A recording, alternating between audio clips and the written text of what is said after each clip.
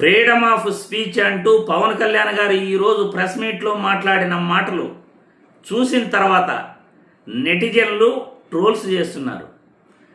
పవన్ కళ్యాణ్ ప్రవచనాలు ఇవేనా అంటూ వాళ్ళు చేస్తున్న ట్రోల్స్కి అర్థమేమి, దాని పరమార్థమేమి, ఒక్కసారి పవన్ కళ్యాణ్ ఏం మాట్లాడాడు చూసిన తర్వాత నెటిజన్ల ట్రోల్స్పై విశ్లేషించుకున్నాం.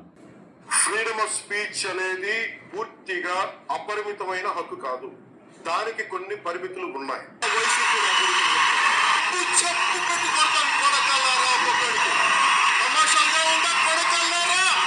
ఫ్రీడమ్ ఆఫ్ స్పీచ్ అంటే ఫ్రీడమ్ టు అబ్యూస్ కాదు. Again I repeat, freedom of speech does not mean freedom to abuse.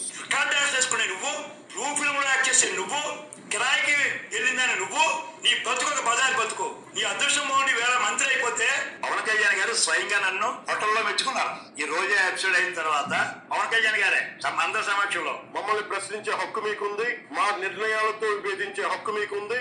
అదే ప్రజాస్వామ్యం, దాన్ని మేము స్వాగతిస్తాం. చంద్రబాబు నాయుడు ప్రభుత్వం రెడ్ బుక్ అంటున్నారు కదా, ఆ రెడ్ బుక్ అయినా ఎర్రి బుక్ అన్నాడు. భారత రాజ్యాంగం ఉండగా రెడ్ బుక్ రాజ్యాంగం ఏంది? సో అది రెడ్ బుక్ రాజ్యాంగం ఎట్లయితే ఇది ఎర్రి బుక్ అని అన్నాడు. ఆ రాజ్యాంగం కూడా అనలే, ఎర్రి బుక్ అన్నాడు. కానీ ఒకరిని తిట్టడం, ఆధారాలు లేకుండా ఆరోపణలు చేయడం, 30,000 మంది అమ్మాయిలు మిస్సింగ్ అయిపోయారు ఆంధ్రప్రదేశ్ లో. మహిళలను టార్గెట్ చేయడం, హేమంత్ రాణి ఆ రోజా కూడా మాట్లాడద్దు, మత విశ్వాసాలను అవమానించడం, 1,00,000 లట్లు ఇలా బీఫ్ తోటి, బిగ్ ఫ్యాట్ తోటి, ఫిష్ ఆయిల్ తోటి కలిపిన లడ్డు 1,00,000 లట్లు. అయోధ్య రామ మందిరం కావాలని చాలా ప్రతిష్టాత్మకంగా తీసుకుంటే దానికి కూడా తిరుపతి లట్లు, టీటీడీ లట్లు. ఇవన్నీ రాజ్యాంగం కల్పించిన స్వేచ్ఛలోకి రావు. ఇవి చట్టపరంగా నేరాలు.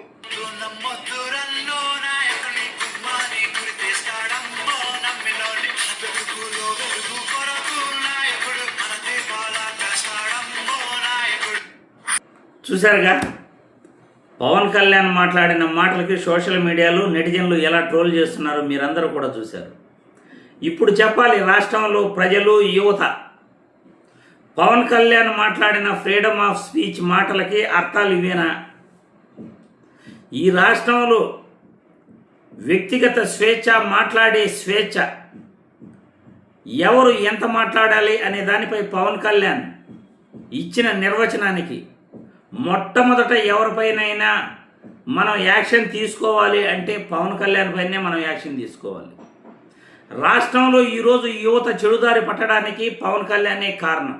ఈయన 2008లో ఎప్పుడైతే రాజకీయాల్లోకి వచ్చి రాజశేఖర్ రెడ్డిని తిట్టాడో ఆ రోజు నుండి కూడా రాజకీయాలు అయితే భ్రష్టపట్టిపోయినాయని నా అభిప్రాయం. అంతకుముందు ఎవరో కూడా పంచిలోడు తీసి కొట్టండ్రా అని అన్నోడు లేడు. పవన్ కళ్యాణే ఫస్ట్ రాజకీయాలలో రెచ్చగొట్టే వ్యాఖ్యలు చేయటం మొదలుపెట్టాడు. రెచ్చగొట్టి వ్యాఖ్యలు చేసేది ఈయనే, కులాల గురించి మాట్లాడేది ఈయనే, మత విద్వేషాలు రెచ్చగొట్టేది కూడా ఈయనే. సనాతన ధర్మం అంటాడు, తిరుమల తిరుపతి లడ్డూలు, అయోధ్యకి పంపిన లడ్డూల్లో జంతువులు కొవ్వు కలిసిందంటాడు. ఇలాంటి మాటలు మాట్లాడటమే కాదు, చెప్పుతో కొడతా, తొక్క తీస్తా, నార తీస్తా, తాట తీస్తా అలాంటి పరుష పదాలను వాడేది కూడా ఈయనే. మరి ఇటువంటి పదాలు వాడుతున్న ఈయన గారు ఈరోజు ప్రెస్ మీట్లు, సోషల్ మీడియా యాక్టివిస్టులు మాట్లాడుతున్న మాటలపై, వ్యక్తిగత స్వేచ్ఛపై ఈయన ప్రసంగాలు చేస్తుంటే ఇవి ప్రవచనాలు అని సోషల్ మీడియాలో నెటిజన్లు ట్రోల్ చేయటం సమంజసమా కాదా? పవన్ కళ్యాణ్ ప్రసంగాలలో విద్వేషపూరిత మాటలు ఎలా ఉంటాయో, మతాలను రెచ్చగొట్టే మాటలు ఎలా ఉంటాయో, యువతను చెడుదారి పట్టించే మాటలు ఎలా ఉంటాయో, ఈరోజు ఫ్రీడమ్ ఆఫ్ స్పీచ్ అంటూ పవన్ కళ్యాణ్ మాట్లాడిన మాటలు కూడా మొట్టమొదట ఆయనకే వర్తిస్తాయి.